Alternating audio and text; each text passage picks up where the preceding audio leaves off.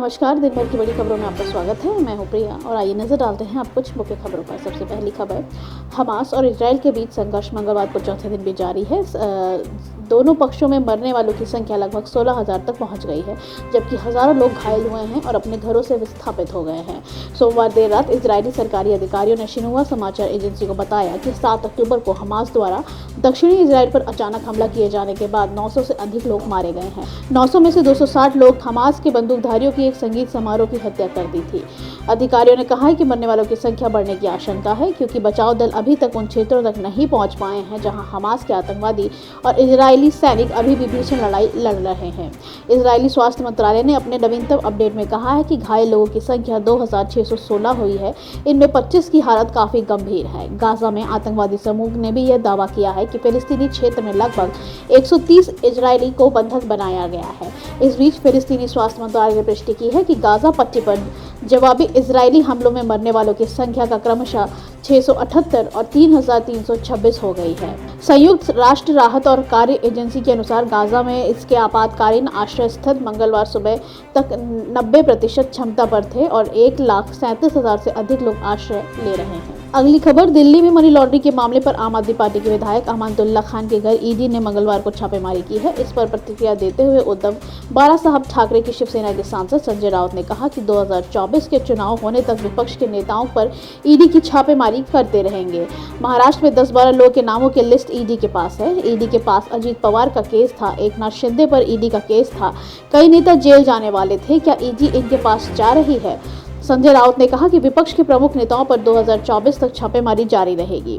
महाराष्ट्र में 10-12 लोगों के नाम ईडी के पास हैं। ईडी के पास अजीत पवार, एकनाथ शिंदे और कई लोगों के ऐसे नाम हैं जिनको जेल जाना चाहिए। जो विपक्ष में है उनके पास ईडी, सीबीआई, आईटी जाती रहेगी। ये चलता रहेगा। प्रवर्तन निदेशालय ने धन संशोधन के एक मामले में के जांच के सिलसिले में मंगलवार को दिल्ली के आम आदमी पार्टी के विधायक अमानतुल्लाह खान के परिसरों पर छापेमारी करी है। प्रभावी सूचना के अनुसार ईडी धन संशोधन रोकथाम अधिनियम के प्रावधानों के चलते छापेमारी कर रही है और करीब 3 परिसरों पर तलाशी की जा रही है। अगली खबर, मनी लॉन्ड्रिंग मामले में आम आदमी पार्टी के विधायकों की मुश्किलें कम होने का नाम नहीं ले रही हैं। मंगलवार की सुबह एक और विधायक के घर ईडी पहुंच गई और जांच कर रही है। सूत्रों से यह जानकारी मिली है। न्यूज एजेंसी पीटीआई के मुताबिक मंगलवार की सुबह आम आदमी पार्टी के विधायक अमानतुल्लाह खान के परिसरों पर प्रवर्तन निदेशालय ने छापा मारा है। खान के ठिकानों पर ईडी की कार्रवाई चल रही है। गौरतलब है कि भ्रष्टाचार निरोधक ब्यूरो ने आप विधायक अमानतुल्लाह के खिलाफ दिल्ली वक्फ बोर्ड में कामकाज में वित्तीय हेराफेरी और अन्य अनियमितताओं से जुड़े मामले का केस दर्ज कराया था। इस मामले में ईडी ने अमानतुल्लाह के खिलाफ कार्रवाई की है। अमानतुल्लाह खान पर आरोप है कि दिल्ली वक्फ बोर्ड के अध्यक्ष के रूप में काम करते हुए उन्होंने 32 लोगों को नियम के उल्लंघन करते हुए भर्ती किया था। आरोप था कि दिल्ली के वक्फ बोर्ड के अध्यक्ष के रूप में आप विधायक ने भ्रष्टाचार और पक्षपात किया था। इसके अलावा अवैध रूप से दिल्ली वक्फ बोर्ड की कई संपत्तियों पर करार भी कर दिया था। उन पर आरोप है कि उन्होंने बोर्ड के धन की दुरुपयोग किया। इसमें दिल्ली सरकार की मदद अनुदान शामिल है। अगली खबर, लद्दाख के कुन पर्वतीय क्षेत्र में भारतीय सेना की एक प्रशिक्षण टीम हिमस्खलन में फंस जाने से एक सैनिक की मौत हो गई है, जबकि 3 अन्य लोग अभी भी लापता हैं। रक्षा सूत्रों ने कहा है कि हाई एल्टीट्यूड वॉरफेयर स्कूल और सेना के एडवेंचर विंग के लगभग 40 सैन्यकर्मियों की एक टुकड़ी माउंट कुन के पास नियमित प्रशिक्षण गतिविधियों में लगी हुई थी जब यह दुर्घटना हुई है। इस सीजन के दौरान इस तरह के अभ्यास मानक अभ्यास हैं, जिसे लक्ष्य ट्रेन द ट्रेनर अवधारणा के हिस्से के रूप में प्रतिभागियों के लिए यथार्थवादी पर्वतारोहण प्रशिक्षण प्रदान करना है। सूत्रों ने कहा है कि समूह को 8 अक्टूबर को प्रशिक्षण चढ़ाई के दौरान अप्रत्याशित हिमस्खलन का सामना करना पड़ा था। हमारे 4 समर्पित कर्मी नीचे फंसे हुए हैं। तत्काल बचाव अभियान शुरू किया गया है और अभी भी जारी है। सूत्रों ने कहा है कि हिमस्खलन की चपेट में आए एक व्यक्ति का शव नीचे खोज अभियान में बरामद कर लिया गया है। उन्होंने कहा कि खराब मौसम और भारी बर्फबारी के नीचे फंसे अन्य लोगों को पता लगाने और उन्हें निकालने के लिए खोज और बचाव अभियान अभी भी जारी है। अगली खबर, मणिपुर में 3 मई को जातीय दंगे भड़कने के बाद विभिन्न संगठनों, भीड़ और व्यक्तियों द्वारा कुल 5,659 विभिन्न प्रकार की अत्याधुनिक हथियार और लाखों विभिन्न प्रकार के गोला बारूद लूट लिए गए हैं। अब तक 1,344 हथियार और हजारों राउंड गोला बारूद बरामद कर दिए गए हैं। एक शीर्ष अधिकारी ने यह जानकारी दी है। मणिपुर सरकार के मुख्य सुरक्षा सलाहकार कुलदीप सिंह ने कहा कि लूटे गए शेष हथियारों और गोला बारूद को बरामद करने के लिए विभिन्न राज्य और केंद्रीय सुरक्षा बलों द्वारा राज्य भर में बड़े पैमाने पर तलाशी अभियान शुरू किया गया है। उन्होंने कहा कि कि सुरक्षा बलों द्वारा सीमांत और संवेदनशील इलाकों में तलाशी अभियान चलाया गया है और उन्हें पिछले 24 घंटों के दौरान इम्फाल पूर्व, चूरा, चांदपुर और थौबल जिलों में से 11 हथियार, 20 राउंड गोला बारूद और 2 किलो गन पाउडर और एक 51 मिलीमीटर मोटार के अत्यधिक विस्फोटक हथगोला, 10 तत्कालीन मोटार और 2 रेडियो सेट बरामद किए गए हैं। सीआरपीएफ के पूर्व महानिदेशक सिंह ने मीडिया को बताया कि लूटी गई सभी बंदूकें बरामद होने तक तलाशी का अभियान जारी रहेगी। मणिपुर सरकार ने 22 सितंबर को हथियार लूटने वाले को 15 दिनों के भीतर हथियार जमा करने की चेतावनी दी थी, अन्यथा उनके खिलाफ सख्त कानूनी और सुरक्षा कदम उठाए जाएंगे।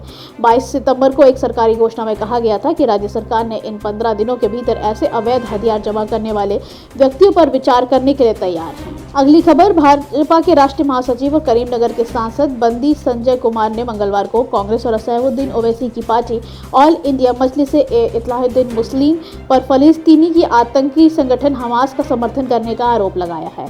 हमास ने शनिवार को इस्राइल पर लगातार हवाई हमलों की झड़ी लगा दी थी, जिसमें 900 लोगों के करीब मौत हो गई थी, तो वहीं लगभग 1200 घायल हुए थे। सैकड़ों इजरायली नागरिकों को हमास ने बंधक बना रखा है, जिनमें ज्यादातर महिलाएं शामिल हैं। भाजपा नेता संजय कुमार ने सोशल मीडिया प्लेटफॉर्म पर एक्स पर अपनी प्रतिक्रिया व्यक्त की। उन्होंने कहा कि हमास का समर्थन करके कांग्रेस और AIMIM दोनों आतंकवादी का समर्थन कर रहे हैं। इसमें कोई आश्चर्य नहीं है कि भारत को यूपीए शासन के दौरान सबसे खराब आतंकवादी हमलों का सामना करना पड़ा था। उन्होंने आगे कहा कि AIMIM को और कांग्रेस हमेशा PFI और हमास और रोहिंग्या की तरफ रहते हैं। प्रधानमंत्री नरेंद्र मोदी के नेतृत्व वाली केंद्र सरकार भारत के लिए श्री राम रक्षा है। तेलंगाना सांसद बंदी संजय कुमार 10वीं के प्रश्न पत्र लीक मामले में कथित संलिप्तता को लेकर पुलिस हिरासत में लिए जाने के बाद विवादों में घिरे हुए थे। उन्होंने खुद को इस मामले में अपना आरोप स्वीकार किया था। अगली खबर, यूपी के पूर्व सीएम और समाजवादी पार्टी प्रमुख अखिलेश यादव अपने पैतृक गांव सैपही पहुंचे हैं। अखिलेश यादव सैपही पहुंचकर अपने पिता मुलायम सिंह यादव को उनकी पहली पुण्यतिथि पर नमन कर श्रद्धांजलि अर्पित करी। इस दौरान उनके साथ पार्टी महासचिव रामगोपाल यादव, पार्टी नेता शिवपाल यादव भी मौजूद रहे। समाजवादी पार्टी के संस्थापक मुलायम सिंह यादव की पुण्यतिथि पर अखिलेश यादव ने सोशल मीडिया अकाउंट पर एक्स पर लिखा कि जो बसते हैं दिलों में लोगों के, वे जाकर कभी नहीं जाते। अपने सिद्धांतों और प्रयासों को नमन करते हुए उन्हें और भी साकार और सार्थक करके वचनबद्धता के साथ श्रद्धांजलि। मुलायम सिंह यादव का जन्म 22 नवंबर 1939 को उत्तर प्रदेश के इटावा जिले के सैफई के एक किसान परिवार में हुआ था। मुलायम सिंह शुरुआती दिनों में छात्र राजनीति में काफी सक्रिय रहे थे। उन्होंने राजनीति शास्त्र में डिग्री हासिल करने के बाद एक इंटर कॉलेज में कुछ समय के लिए पढ़ाया। वे वर्ष 1967 में पहली बार जसवंत नगर सीट से विधायक चुने गए। उन्होंने वर्ष 1975 में तत्कालीन इंदिरा गांधी सरकार द्वारा देश में आपातकाल घोषित किए जाने का कड़ा विरोध किया था। समाजवादी मुलायम सिंह यादव ने राजनीतिक संभावनाओं को हमेशा खोल कर रखा और वे हर अवसर का इस्तेमाल करने वाले राजनेता रहे हैं। जोड़ तोड़ की राजनीति में माहिर माने जाने वाले यादव समय समय पर अनेक पार्टियों से जुड़े रहे थे। आज के लिए बस इतना ही। बाकी खबरें जानने के लिए देखते रहिए द पब्लिक इंडिया। धन्यवाद।